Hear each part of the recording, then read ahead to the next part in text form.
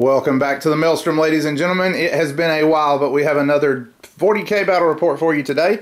We are going to be playing the ATC mission at 1,850 points. It is Dark Eldar versus Necrons for this engagement. And this has a mashup of rules which would be too complex for me to explain on the camera in a short way. So I will have a link below to a blog post that you can look at that will tell you how this mission is set up. In short, though, you have 6 tactical objectives. There is one here, represented by Scarab Swarms today. One there. One in the street. One on the street corner. One here in the open. And one back there peeking out from behind the rubble. This is Hammer and Anvil deployment. The Dark Eldar will be down here. And the Necrons will be down here. We'll be right back with army lists. First up, we have Griff's Dark Eldar under construction, but coming along nicely. He's going to walk us down his list to start things off.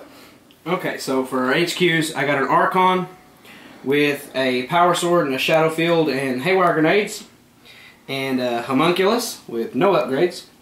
Then for Elites, I've got 4 Grotesques, riding in a Raider with enhanced Ether Sails.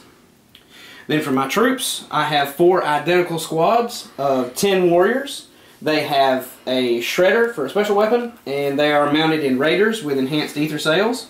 Then I have 6 Harlequins with 5 Harlequin Caresses and a Power Sword, and the Troop Master has Haywire Grenades. He is also the Warlord, and his Warlord trait was the Steps of Mortal Transition. So any to wound roll of a 6 he inflicts in close combat has instant death. Then for my fast attacks, I have a Raider with enhanced Ether Sails for the Harlequins to ride in, 10 Hellions with no upgrades, and then 6 Reaver jet bikes with 2 blasters and 2 cluster caltrops. Then for my heavy supports, I have a Talos paint engine with chain flails, and I have 2 identical Ravagers with 3 Dark Lances. Alright, so there you have it. The Dark Eldar making their debut at 1,850 points. Next up, we have the Necrons in the Decurion formation. First off, we have Reclamation Legion, 2 squads of 14 Warriors, and 2 squads of 10 Immortals with Gauss Blasters. They're led by an Overlord with a War Scythe, no other upgrades. Then we have a Judicator Battalion that has 2 squads of 5 Praetorians and 2 Triarch Stalkers. They're modeled with Heat Rays, but I'm trying them out with twin-linked Gauss Cannons today. Also have 8 bikes for the Decurion that have twin-link Gauss Blasters, Shield Vanes, and Nebula Scopes. And to finish it off, we've got a Doombringer wing here with 2 Doom Scythes. So that is the Necron half. We will be back following deployment. Deployment is complete. The Necrons did win the attempt for first turn, so we have Warriors on either flank. And then a mash of metal across the center, the Lich Guard, or Praetorians rather, and the 2 squads of Immortals up front. The bikes interspersed among them, and the 2 Stalkers. I don't know how you're going to see this on the computer. I can't see it looking at it in person, so there's just a big wad of metal there in the center. The Dark Eldar went a little more conservative. Since I am going first, have the bikes and the Talos on this flank, along with 1 Warrior squad to hold the objective here. 3 more Warrior squads there, along with the Lord, or Archon rather, with the Harlequins and the Grotesques and the Incubi, or the Grotesques and the Homunculus. It's been a long time since I played against Dark Eldar. And then 2 Ravagers here in the back. So that is deployment. Are you going to attempt to seize the initiative, or? Yes. Okay. So Dark Eldar are going to attempt to seize the initiative, otherwise the Necrons will be going first. Whoops, missed the table. Try again. So they do. So Dark Eldar will be going first. We'll be back following Dark Eldar turn 1.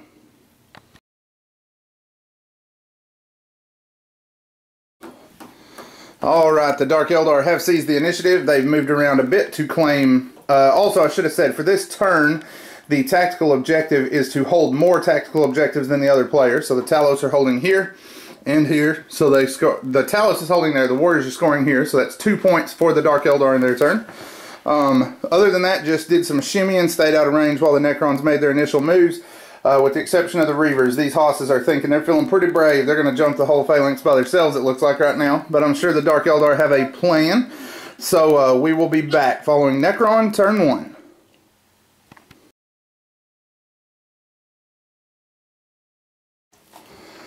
Necron turn 1 rolls to an end. Warriors slide this way to fight against the Reaver jet bikes, and the rest of the blob moves forward. The Praetorians here weren't hardly able to make it with a run to that objective, but we did score a point here, and one for each of the backfilled objectives that we still held. So that'll be 3-2 in favor of the Necrons so far on that objective. The Necrons fired here, putting 9 wounds on these bikes, who jinked for 3 up saves, and of the 9 dice, 5 died, and the last guy decided it wasn't worth it. Life's too precious. So he is falling back for the board edge, unfortunately, but no first blood. Coming up is Dark Eldar turn 2 as Power from Pain begins to take effect. We'll be back following their actions.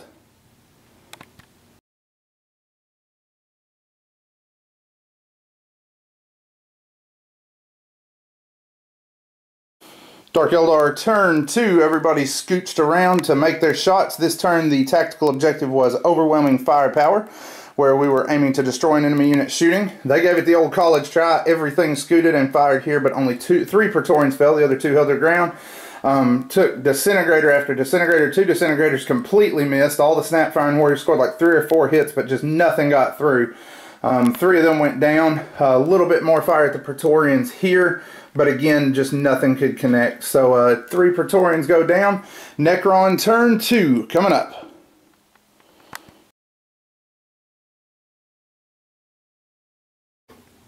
Necron turn 2 rolls to an end. One of the Doom Scythes showed up. The Warriors scooted around in the streets on the objectives waiting for those Hellions that are in Deep Strike Reserve. The rest of the Phalanx moved up here with the Praetorians going on a suicide charge out here. Between their fire and the stuff through the ruins, we blew up the Raider in the center, killing 6 of the men inside, and we wrecked this one out through hull point removal. The Warriors inside are fine. They are not weapon skill 1, and they are not pinned. The Flyer came on, fired his guns here, pinned both of these Raiders, but both made their jink. Pinned this one like 5 times with the Tesla, but it made all of its jinks. The Raiders were on their game. The pilots were expecting all that shooting to come in, apparently.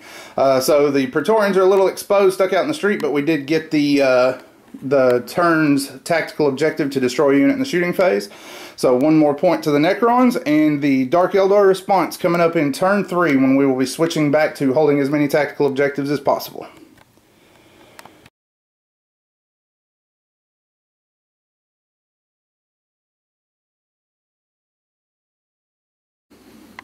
With everything having jinked, etc., the Dark Eldar moved here for an assault. They locked these guys up with the Grotesques. Talos attempted to make the charge but couldn't make it. 2 Praetorians went down, did 1 wound to the Grotesques. The Raiders all shot up here with their enhanced ether cells to the flank. The Hellions did arrive from reserve, but they scattered onto these warriors and mishapped, so they are back waiting for reserves to show up. Other than that, the Ravagers swung out here and snap fired on the Flyer to no effect.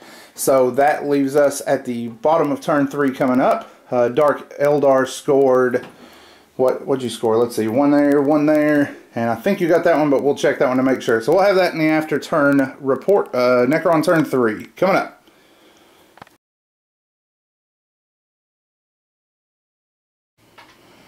Necron turn 3 rolls to an end. Most of the Necrons swung to this flank, knocked out all 3 of the tanks here. The firepower from the Warriors here then killed all the Harlequins except the Troop Master and the Archon, who then rolled a friggin' 11 and fell back and got caught in a deadly crossfire because they were surrounded by the Warriors. So Slay the Warlord fell there. The rest of the army moved around, and through their shots were able to punch out these 2 Raiders.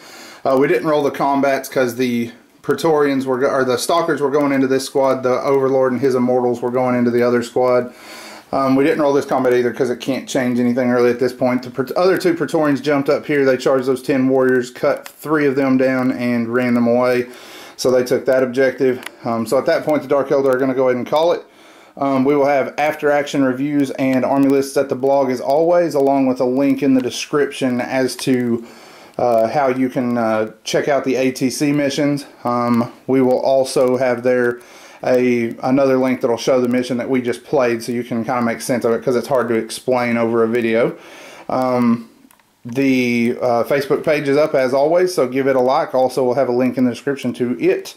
That is the best place to see our new content, as we post it all there immediately. And guys, as always, we appreciate the time you spent with us today at the Maelstrom.